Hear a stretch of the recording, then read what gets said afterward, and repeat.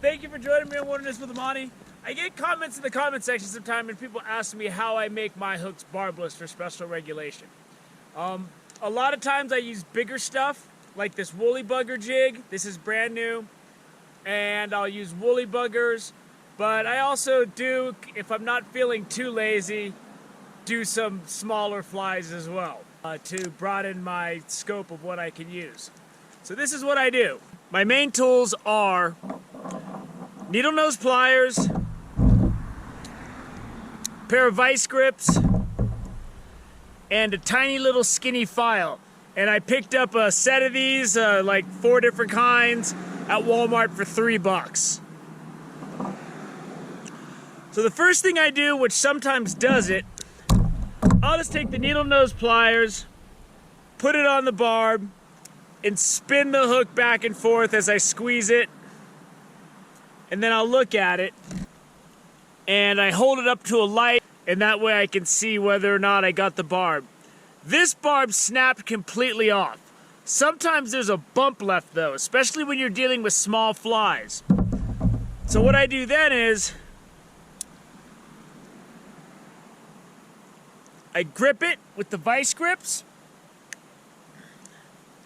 and then I take this little file, and you want to make sure that you're only filing the bump where the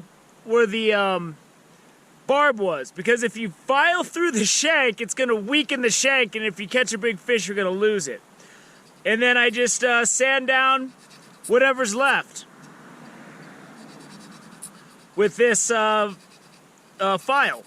And I keep it, I make sure I don't dull the point, and I file it down until it's completely smooth. Because the one thing you don't want is to be fishing in special regulation waters, you see the game warden coming up, and you're wondering to yourself, is the barb completely gone? I like to make sure the barb is completely gone. Because I'm going blind, because I'm getting old, I'll hold it up to the sun and make sure there's still a little piece of a barb on there. So I'll just continue to file that down.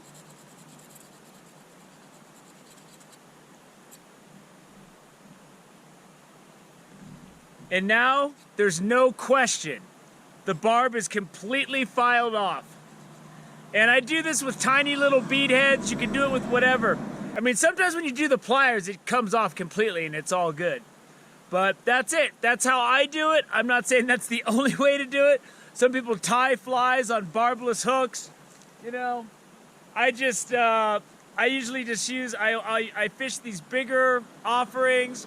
You can do this with needlefish, crocodile spoons with the single hook. You can just file it down and it's all good, and that way you don't get into any trouble, you don't get any big fines, you avoid misunderstandings and uncomfortable confrontations with game wardens, because they take their job seriously. If it's special regulation is barbless, they expect it to be barbless, so don't mess around with that. So I hope that helps.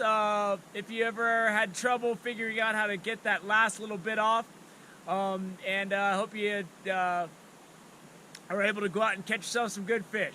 So thank you for joining me on Wilderness with Amani. Till next time.